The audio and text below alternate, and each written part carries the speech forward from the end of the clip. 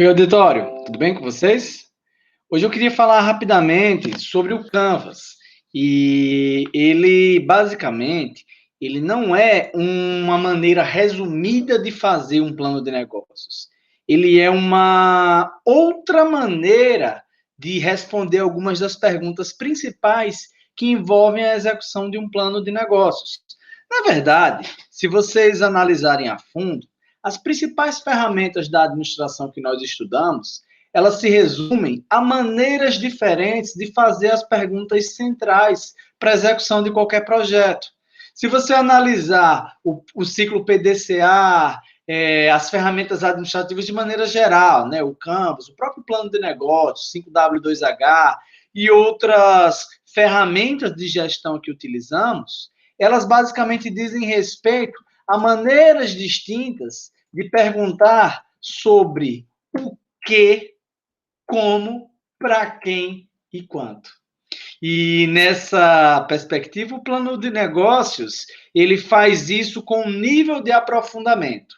Já o Canvas, que é um modelo de negócios, uma maneira de expor uma ideia resumidamente em algumas etapas, ele responde a perguntas essenciais, a começar com o que dor você tira do teu cliente, o que você entrega para ele, como é que se dá a sua relação com ele, que canais de comunicação você utiliza, que canais de distribuição você tem, que tipo de relacionamento você tem com esses clientes, quem são esses clientes, né? Quem é o segmento-chave. E aí, depois de responder o que e para quem, você começa a pensar em como você faz essas coisas. Qual o carro-chefe da tua empresa? Que tipo de atividades são indispensáveis para colocar em prática o que você se presta a executar? E aí, você vai pensar nos recursos principais necessários. Quais são suas parcerias estratégicas essenciais? Para finalmente você se aprofundar em algumas reflexões mais financeiras. O que você faz para ganhar dinheiro? Qual a tua fonte de receitas essenciais? Parece óbvio, mas algumas empresas esquecem, alguns projetos esquecem como eles vão se manter de pé. E aí, além de pensar bem o que é que deve ser feito para ganhar dinheiro, que recursos serão necessários, que levantamentos vão ser necessários para que o teu projeto seja posto em prática.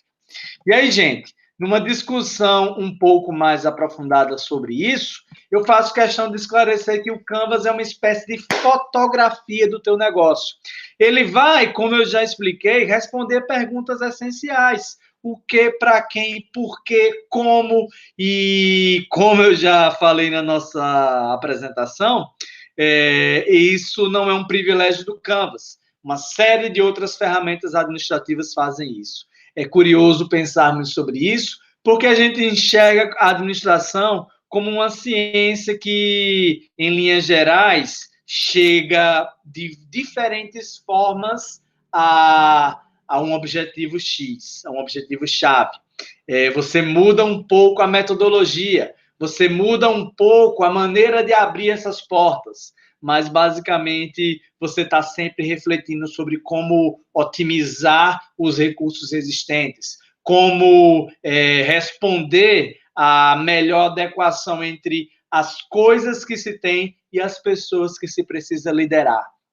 Nesse quesito, o Canvas ele é uma das principais ferramentas e você que está estudando administração não pode se dar o luxo de não conhecer o uso dessa ferramenta. E aí, gente, ele começa na discussão de proposta de valor. O que é que você oferece como principal valor para os seus clientes? Quais são as necessidades que você está satisfazendo? O que é que te faz único? O que é que te faz especial? O que é que faz do seu negócio algo que valha uma segunda olhada? Algo que valha uma visita? Algo que valha o teu cliente depositar em você uma das coisas mais valiosas que ele tem, não só o seu tempo, mas os seus recursos financeiros. Feito isso, na verdade, para responder isso adequadamente, você sempre tem que ter em mente quem é o teu público-alvo, quem são os teus clientes, numa reflexão sobre o teu segmento. é importantíssimo antes de atirar, você mirar bem o teu alvo. Daí, conhecer e compreender o teu cliente. E nessa discussão de conhecer e compreender, você tem que pensar quais são os canais de acesso que você vai ter com ele. Como você vai dialogar com ele. Como você vai fazer para o teu ponto de venda ser eficaz. Como tu vai trabalhar a tua logística. Como é que tu vai fazer para o que tu oferece de serviço ou para o produto que você vende chegar no teu público-alvo. E nessa linha, precisamos pensar também sobre que relacionamento se quer ter com este cliente. Como é que a gente faz para converter esses meros clientes em advogados da tua marca, em pessoas que defendem o teu produto, em gente que não só tem uma relação palpável, mas tem de fato um laço, um relacionamento com você. E que tipo de relacionamento isso vai ser construído é uma pergunta que você deve fazer para refletir qual o melhor tipo de relacionamento que você vai querer empregar para o teu cliente. Então, numa reflexão mais pragmática, você vai pensar sobre a tua segmentação necessária. E aí, tu vai avaliar qual o tipo de cliente que você vai ter acesso, com base em alguns requisitos. Eu recomendo fazer uma avaliação sobre alguns aspectos comportamentais, demográficos, geográficos e algumas informações que você pode conseguir em órgãos de consulta e pesquisa, como o Sebrae, IBGE, IPES e uma série de outros sites que trazem essas análises mais generalistas. Mas nada se compara à execução de uma pesquisa de mercado. Essa pesquisa de mercado deve abarcar nas perguntas-chave 4 perguntas essenciais. A relevância desses teus clientes em uma resposta que você vai, de certa forma, verificar se há um número de interessados acessíveis, num segundo momento, a você, rentáveis também, e se você vai conseguir se focar um pouco neles, se você vai conseguir atender o que eles, de fato, almejam de você, almejam do que você oferta. E aí é necessário responder não só uma pergunta financeira, de eles terem essa rentabilidade citada, mas eles serem acessíveis a você. Determinados públicos são muito exigentes com alguns requisitos que eles esperam para esses prestadores de serviço ou para esses produtos que eles buscam. Nisso é importantíssimo ter bem alinhado o setor de inteligência da sua empresa, para conhecer os perfis diferentes de compradores em potenciais. E aí, nessa linha, você vai levantar mais ou menos quanto você deve produzir para não deixar os seus clientes na mão. Qual a tua capacidade operacional? E aí você já começa a pensar um pouco sobre a tua próxima etapa do Canvas. Mas antes da gente entrar nesse como, é importantíssimo que vocês entendam a integração dessas perguntas. O tipo de cliente que você vai atacar, ele tem uma especificidade certamente única. Não existe público em geral. O importantíssimo é que vocês tenham em mente que tipo de necessidades vocês vão ter que ter na sua instituição para atender o teu público em particular. E aí, gente, começamos a adentrar no como, começamos a pensar nas atividades chaves, que coisas eu tenho que operacionalizar para ofertar o que eu me proponho a ofertar. Um mapeamento de processos é crucial, recomendo demais que se faça minimamente um fluxograma das atividades-chave. Se tua atividade-chave é a relação de venda com o teu cliente, pensa nas etapas necessárias até chegar nessa venda. E para fazer isso, automaticamente você vai começar a fazer listas de verificação, discutindo quais são os recursos chaves. Esse mapeamento é crucial. Aqui você vai começar a pensar sobre as coisas que são necessárias. E não dá para pensar nessas coisas que são necessárias dissociada das pessoas que vão lidar com essas coisas. E pessoas são lideradas. Você não gerencia pessoas, você lidera pessoas. E além dessas pessoas internas, os teus funcionários, em que você vai precisar ter muito bem apontado quem são as pessoas que vão te auxiliar nesse teu empreendimento internamente, pagando elas naturalmente, vocês vão pensar nos seus parceiros, que são fornecedores, que são empresas que potencialmente vão agir em parceria, numa relação mútua em que ambos os lados tenham benefícios. E aí, a gente entra no último ponto, que seria o quanto. A tua estrutura de custos. O que é que você precisa levantar para colocar a tua proposta em prática? Como é que são os seus fluxos de receita? O que você faz para conseguir ganhar o dinheiro? O que é que você tem que fechar de torneiras para não desperdiçar os recursos que você tem? Essas perguntas são cruciais, não só para você colocar o teu negócio em prática, mas para que ele tenha saúde financeira no longo prazo. Eu trouxe aqui um resumo básico sobre o que eu acabei de explicar para vocês, em algumas frases resumidas sobre esses pontos. A proposta de valor diz respeito ao que você entrega para o cliente. Lembrando sempre que preço é o que o cliente paga financeiramente, mas valor é o que ele leva.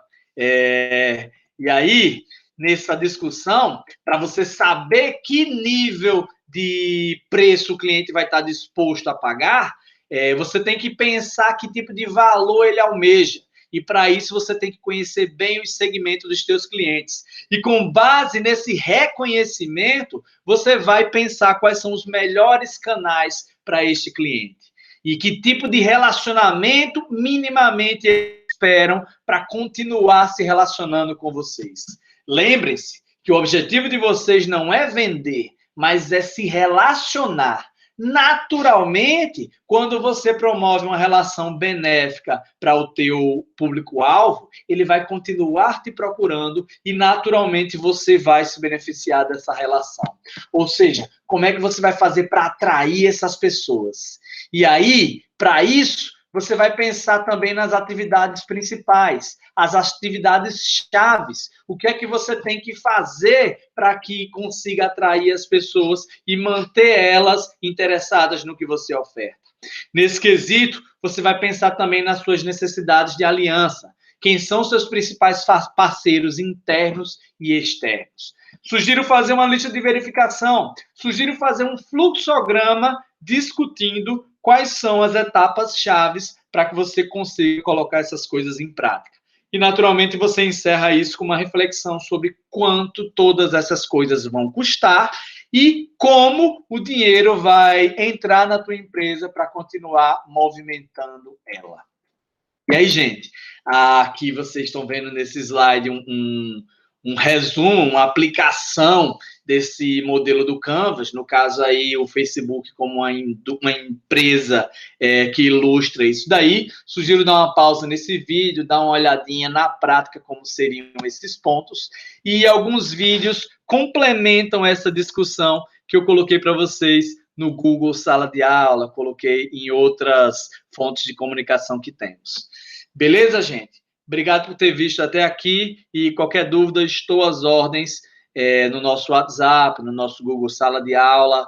Vamos continuar a nossa conversa, porque a gente tem muito o que falar sobre Canvas ainda.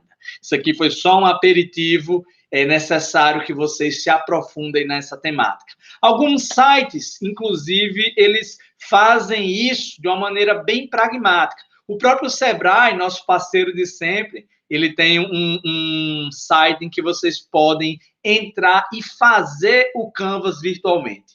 O ideal é que vocês usem isso por escrito, utilizando post-its, utilizando reflexões entre os colaboradores de vocês. Eu vou mostrar aqui só uma ilustração do que eu acabei de falar sobre o site do Sebrae, né?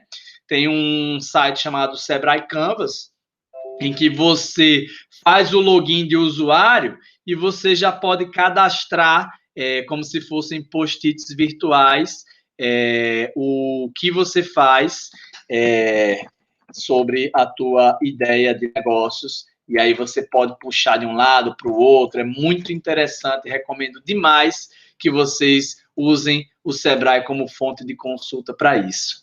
Beleza, gente? Coloquei o link lá no Google Sala de Aula desse site do Sebrae e, como já falei mais de uma vez, estou à disposição para tirar dúvidas. Obrigado. Valeu, gente.